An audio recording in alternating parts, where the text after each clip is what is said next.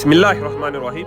और ये वो सीढ़ी है जी जिसके ज़रिए काबा के अंदर दाखिल होते हैं। अस्सलामु अलैकुम वरहमतुल्लाहि वबरकातुहू। मैं हूँ आफ्ताब डोगरा और आज आप लोग इस वीडियो में इस सीढ़ी के बारे में जानने वाले हैं। इस सीढ़ी के अंदर क्या क्या फैसिलिटीज़ दी गई हैं, इसे कंट्रोल किया कैसे किया जाता है और इसका वज़न कितना है। सबसे पहले हम इस लाइट से शुरू करते हैं। ये वो लाइट है जब काबा का दरवाज़ा खोला जाता है तो काबा के अंदर इस लाइट के ज़रिए रोशनी दी जाती है और उसके बाद काबा के अंदर दाखिल होते हैं। और उसके बाद ये दो बॉक्स हैं। इन दो बॉक्स में से एक बॉक्स में काबा के अंदर सफाई सुथराई करने का जितना भी सामान है इस बॉक्स में रखा जाता है और दूसरे बॉक्स में एयर कंडीशन फिक्स किया गया है। तो इस सीढ़ी के अंदर एयर कंडीशन भी है। और उसके अलावा ये जो इसकी लकड़ी है दुनिया की बेहतरीन लकड़ियों में से एक लकड़ी है जिसके साथ इस सीढ़ी को तैयार किया गया है।